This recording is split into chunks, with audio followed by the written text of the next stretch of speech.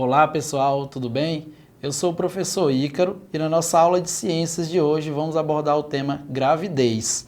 A habilidade que deve ser desenvolvida é analisar e explicar as transformações que ocorrem na puberdade, considerando a atuação dos hormônios sexuais e do sistema nervoso. Então vamos lá. Para a gente poder iniciar, observe a seguinte imagem aqui na tela, que a gente consegue observar o aparelho reprodutor feminino. É possível a gente perceber, aqui onde eu vou destacar na imagem, essa estrutura aqui, que são os ovários. Você consegue perceber que a partir dessa estrutura chamada de ovário, ocorre a liberação do que a gente chama de óvulo, tá?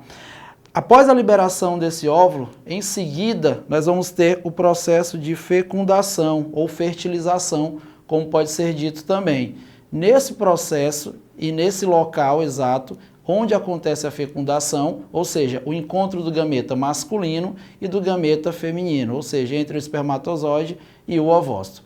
Após a fecundação, nós vamos ter o início do processo das sucessivas divisões celulares, né, até formar ali um embrião. Tá? Então, das centenas de milhões de espermatozoides lançados na vagina em uma relação sexual, somente algumas centenas costumam chegar à região onde pode ocorrer essa fecundação. Então, não são todos os espermatozoides que chegam até esse local onde vai acontecer a fecundação. Então, essa região é a parte inicial da tuba uterina. Então, onde acontece a fecundação é o local chamado de tuba uterina, tá? Próximo ali aos ovários. Então, vamos entender melhor, um pouco melhor sobre a atuação dos espermatozoides nesse processo. Então, os espermatozoides, eles produzem uma enzima que vai abrir o caminho para que eles possam entrar dentro desse ovócito. Na ponta da cabeça do espermatozoide tem uma estrutura chamada de acrossoma. Dentro dessa estrutura, nós temos uma enzima chamada de hialuronidase, onde essa enzima ela facilita a entrada desse espermatozoide, né? Ou seja, ele vai conseguir abrir caminho para que ele possa entrar dentro dessa estrutura, que no caso é o ovócito, tá? Assim que o primeiro espermatozoide entra no ovócito, vão ser produzidas aí algumas substâncias que vão impedir a entrada de outros espermatozoides. Então, por isso que geralmente apenas um espermatozoide vai conseguir se unir a esse ovócito para formar o zigoto. O zigoto recém-formado desloca-se até o útero ao longo de 3 ou 4 dias. No final da primeira semana de gestação, ocorre a implantação do embrião na estrutura chamada de endométrio, lá no útero, e esse processo é chamado de nidação. Quando ocorre a implantação do embrião no endométrio, inicia-se a produção do hormônio HCG, né, a sigla do nome em inglês para gonadotrofina coriônica humana, que interrompe o ciclo menstrual. Então, a detecção do hormônio HCG na urina ou no sangue é uma das formas de identificar a gravidez. Então, quando a paciente, né, quando a mulher ela faz o exame de sangue para poder saber se está grávida, esse hormônio, quando ele é detectado, isso ali mostra que realmente essa mulher está grávida, né? Ou seja, ela conseguiu dar início ao processo de gestação. No útero, o embrião se desenvolve dentro de uma bolsa de líquido, né, o amnion, que confere certa proteção contra choques mecânicos quando a mãe se movimenta. Além disso, logo nas primeiras semanas de gravidez, forma-se a placenta.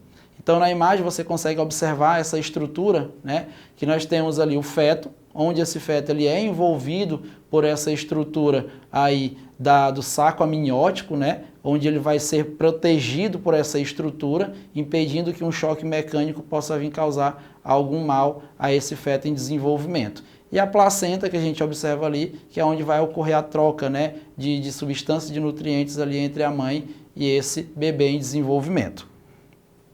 Vamos lá, placenta. O embrião recebe nutrientes e gás oxigênio pela placenta. Muito importante a gente observar isso, né? Porque o embrião, quando ele está em desenvolvimento, ele precisa se alimentar, né? E ele recebe alimento através dessa estrutura chamada de placenta. E também vai receber o gás oxigênio por essa mesma estrutura. Então, o sangue do embrião é levado para a placenta pelo cordão umbilical e não ocorre mistura do sangue dele com o sangue da mãe. E a placenta também produz hormônios que mantêm o útero em condições adequadas ao desenvolvimento do embrião. Observe a imagem, é possível a gente observar aqui que esse feto ele está ligado à placenta por essa estrutura, né, que a gente chama de cordão umbilical, que é exatamente essa que eu estou destacando aqui na tela para vocês. Então esse cordão umbilical é o contato que existe entre o bebê em desenvolvimento, esse feto, e a mãe. Então é por essa estrutura que vai acontecer ali a troca gasosa e também o recebimento de nutrientes para esse feto em desenvolvimento. Então no fim da 8ª semana, após a fecundação, o embrião já tem os principais órgãos formados e passa a ser chamado de feto. Ele tem cerca de 2,5 centímetros de comprimento e pesa em torno aí de 15 gramas. No final do 3º mês, pesa cerca de 30 gramas e tem cerca de 8,5 centímetros de comprimento e começa a mover braços e pernas.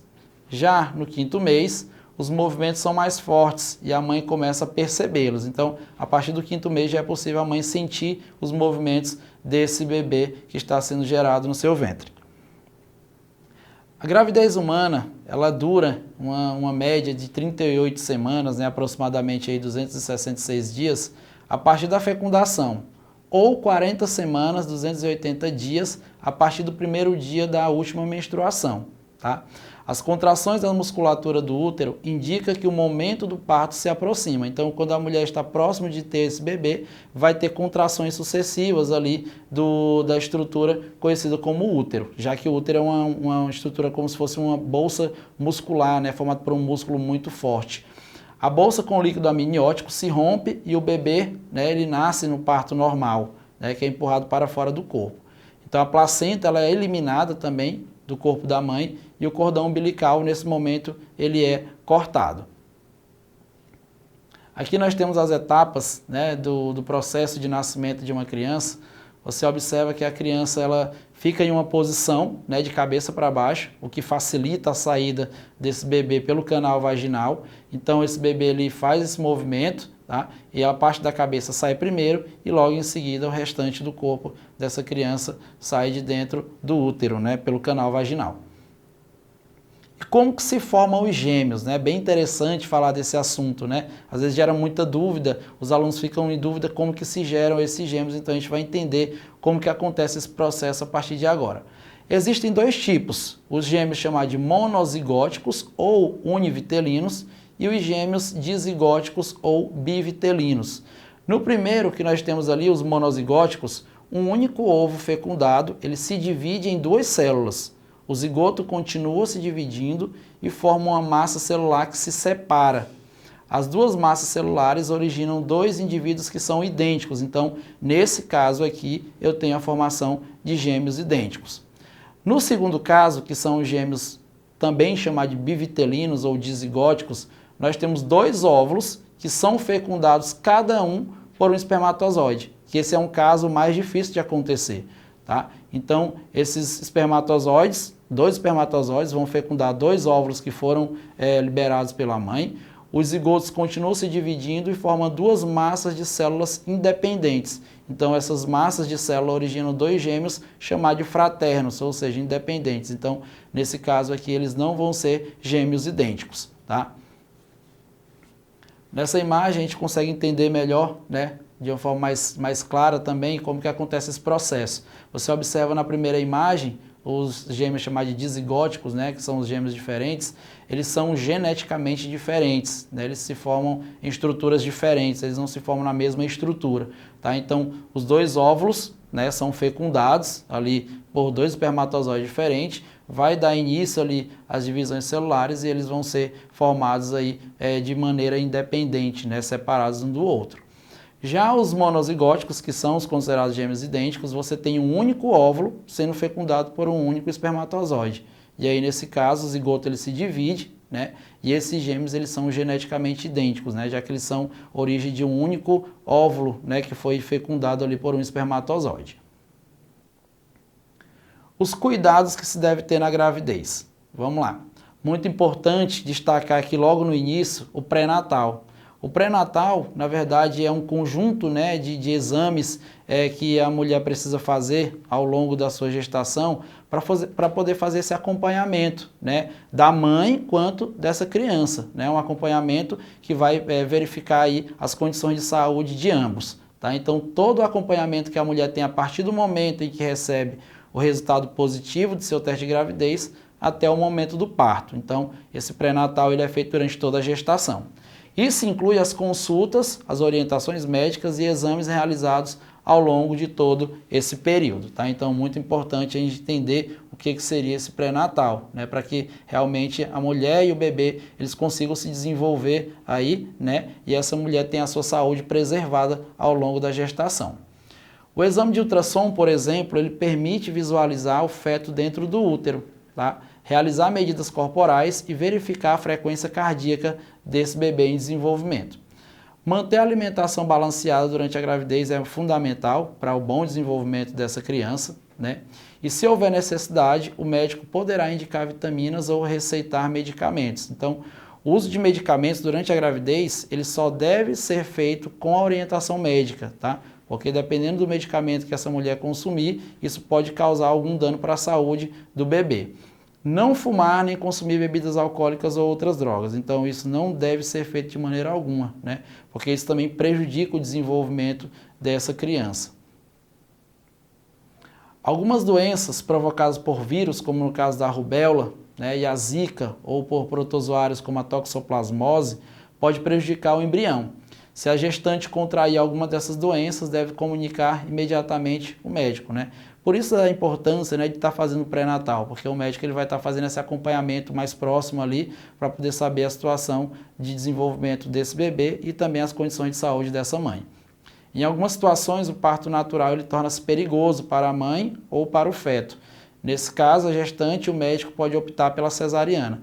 Então, o parto cesariano ele é uma das opções também, né? Mas isso geralmente o médico ele vai orientar melhor essa paciente, né? Porque se essa paciente tiver condições de ter parto normal, é bem melhor para a mãe e para essa criança. Caso contrário, se o médico disser que não tem condição de ter normal, aí é optado aí pela questão do parto cesariano. Então vamos lá praticar aquilo que a gente aprendeu na aula de hoje. Na nossa primeira questão, o texto diz assim: recebe o nome de fecundação o evento em que o espermatozoide encontra-se com o ovócito secundário. Observe a figura a seguir e marque a alternativa que indica o número e o nome correto da estrutura onde normalmente ocorre o processo de fecundação. Letra A. A fecundação ocorre na estrutura 1, chamada de ovário. B. A fecundação ocorre na estrutura 2, chamada de útero. C. A fecundação ocorre na estrutura 2, chamada de tuba uterina. E a letra D, a fecundação ocorre na estrutura 3, chamada de útero.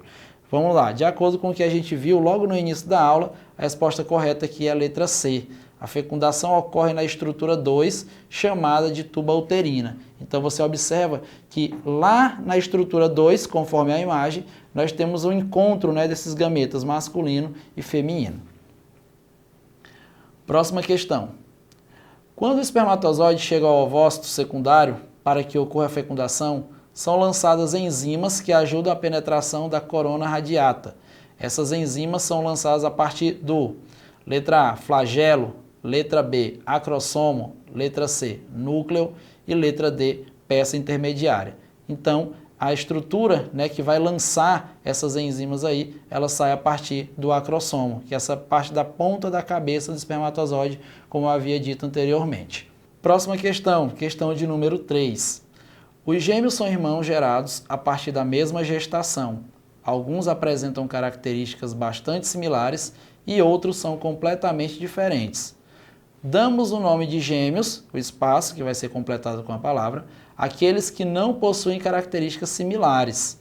Marque a alternativa que completa adequadamente o espaço acima. Letra A, dizigóticos. Letra B, monozigóticos.